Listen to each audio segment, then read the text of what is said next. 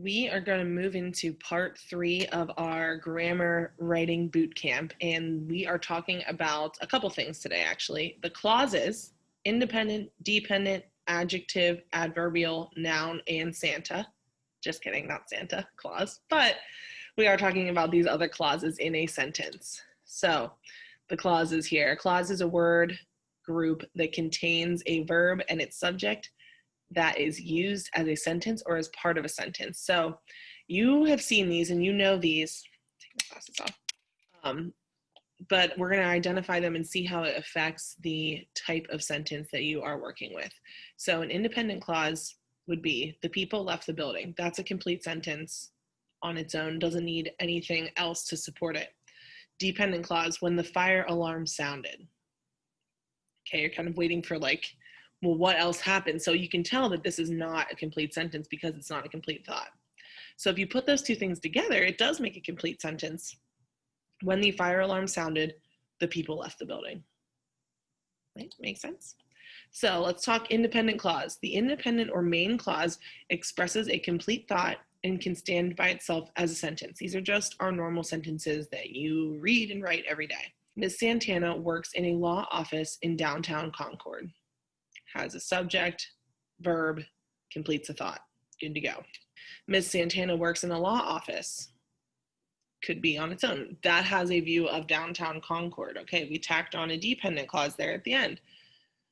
And then here's a bigger compound sentence.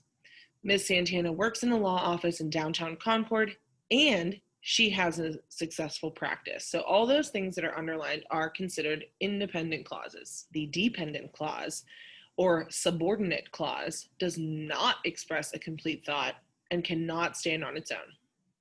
So here's a hot tip. Words such as when, whom, because, which, that, if, and until signal that the clauses following them are likely to be subordinate or dependent on the main event, the main idea of the sentence. So the independent clause, they must be together. And hence the word dependent, it depends on that independent clause to complete the sentence. So to complete a sentence, a subordinate clause must be joined to an independent clause. Like phrases, subordinate clauses can be used as adjectives, adverbs, or nouns. Once again. So more on that. Subordinate. Now I'm going to use the word subordinate and dependent. They mean, I'm talking about the same thing. If you know the word subordinate, if there is a boss and then an employee, the employee is the subordinate. It depends on the boss. Does that make sense? Okay. Subordinate clauses. When you arrive at the airport in Dallas, which grow only locally, that he had granted us an interview. All these things kind of leave us hanging. They're depending on something else to have the main idea to complete the thought. So let's see how they fixed it. When you arrive at the airport in Dallas, call us. Okay, we'll take that.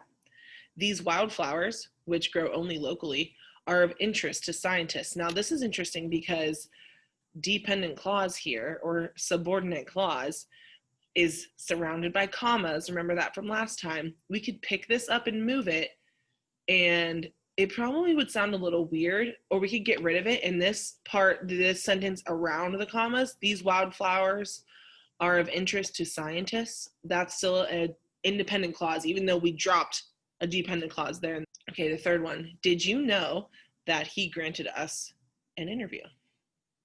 Made it a complete sentence. Okay.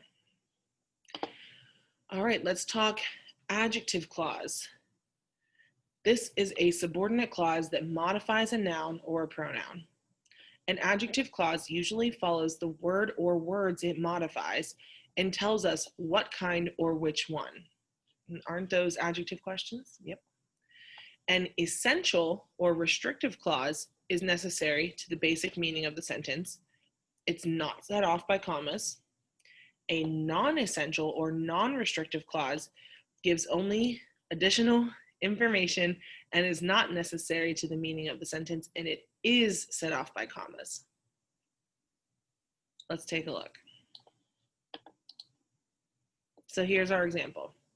Now this should give you some memories of the appositive phrase, because sometimes we use appositives to further define or further describe, rename people. Okay, let's take a look.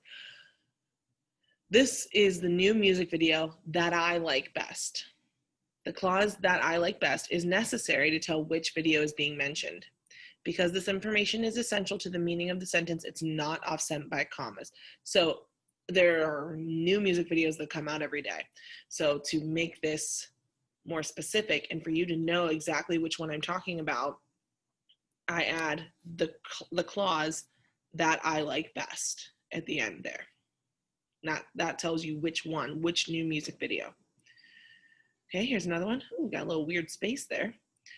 Griffins, which are mythological beasts, are included on many coats of arms.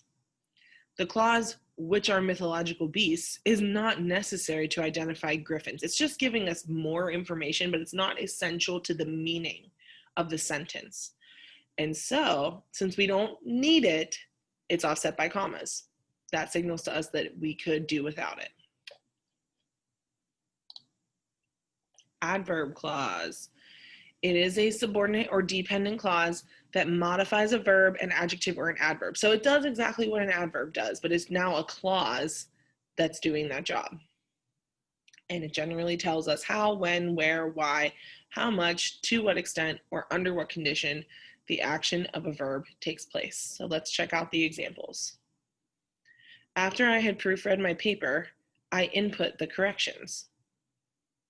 Okay, I don't have anything underlined here, but you can see in the purple text it says the adverb clause after I had proofread my paper tells when you input the correction. So see how that clause is answering one of the adverb questions about the action.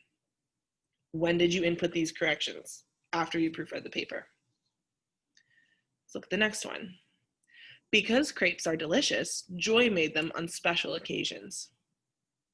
Why does Joy make these crepes on special occasions or make them on special occasions? Well, we have the dependent clause there at the beginning, because crepes are delicious. That's why.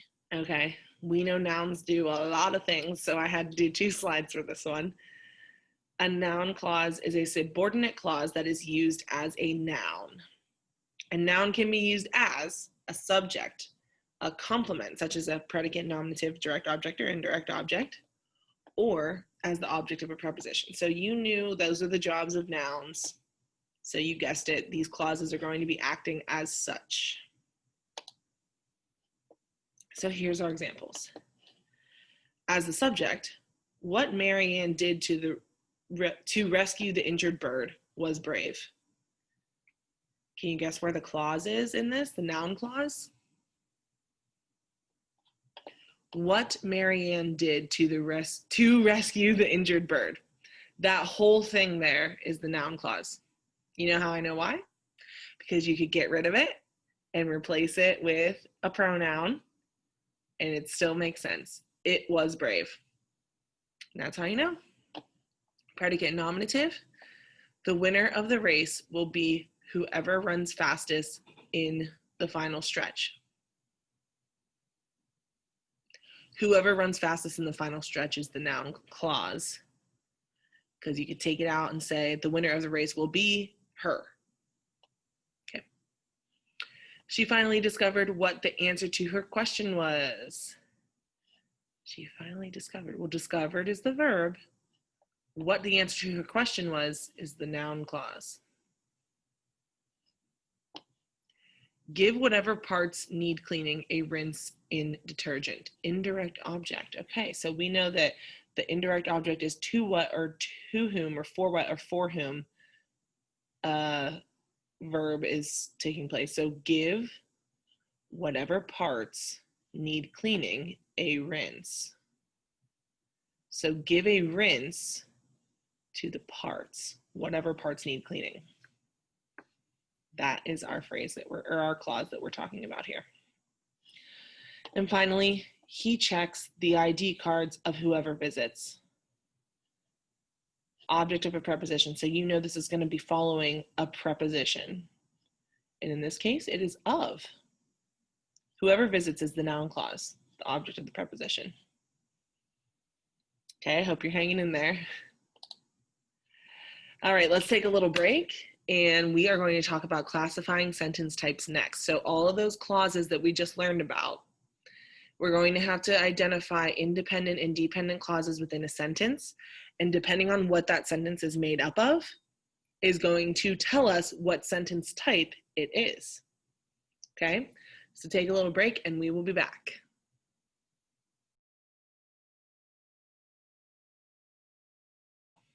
All right, let's talk about classifying sentence types. Grammar part 4. So type 1 is a simple sentence, and this is just one independent clause. No subordinate clause or dependent clause. It may have a compound subject, a compound verb, or any number of phrases, but it is one independent clause. So let's take a look. The boys wanted to take the vacation. Simple sentence. Ray and Joe worked and saved enough for a trip to Ohio. Okay, so you see how these compound subject and compound verbs are in here? Don't be fooled, because this is still a simple sentence. There are no other clauses present in this sentence. Okay. Type 1, simple sentence. Type 2, a compound sentence. So that contains 2 or more independent clauses and no subordinate clauses. This is where the coordinating conjunctions come into play. The independent clause in a compound sentence may be joined by a comma and coordinating conjunction, a semicolon, or a semicolon and a conjunctive adverb and a comma. First independent clause, comma, but they decided to take the train instead. 2. There you go. Let's move me over here. Maybe that'll be better. Second one, Ray looked forward to seeing his cousins. Joe was eager to play with his uncle's band. 2 simple sentences brought together by a semicolon. Uncle James played in a country music band, semicolon. However, Joe preferred rock music. So this is being brought together by a semicolon and a conjunctive adverb. So there's your examples. Compound sentence is sentence 2. This one is also pretty easy to see or to seek out whenever you are trying to identify, because it has that that glue right in the middle. It's either conjunction, semicolon, it's easy to pick out. Now, this is not so easy sometimes because it doesn't always have a comma. A complex sentence contains one independent clause and at least one subordinate clause. Because Joe wanted to keep his guitar with him, they decided, oh my gosh, what is that? They decided against taking a plane. So because Joe wanted to keep his guitar with him is the dependent clause. They decided against taking a plane is the independent clause, brought together by a comma. If they took the train, they could see all the sights too. Dependent is underlined, independent is not underlined. Okay, you ready for the big one, type 4? Compound complex.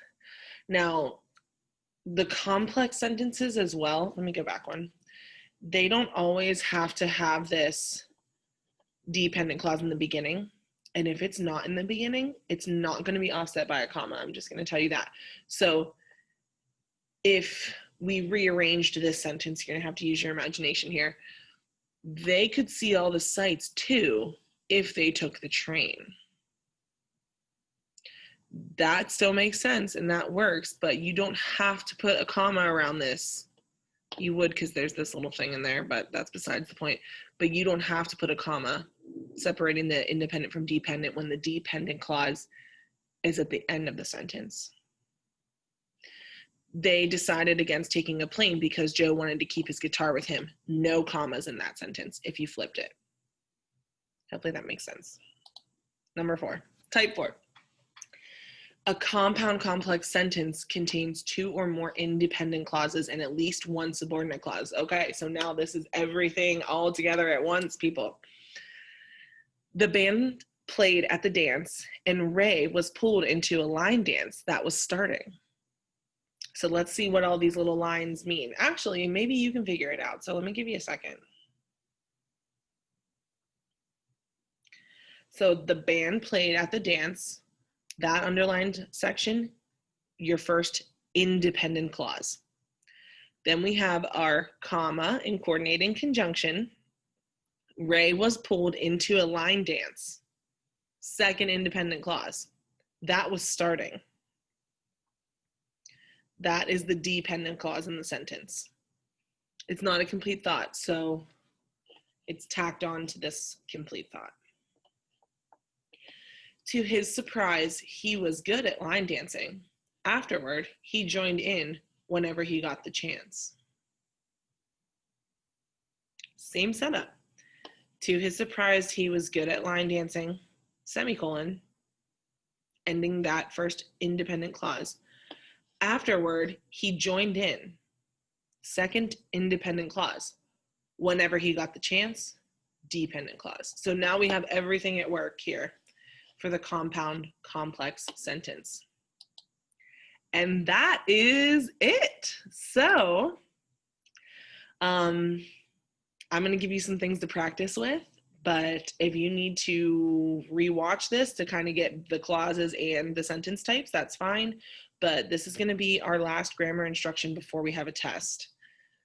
So the rest of this week, we're going to really try and make sure that everyone is on the same page and we know what we're doing. I know it's a little weird because we've been doing this remotely, but that's all going to change this week. Okay, good luck, and let me know if there's anything I can do to help.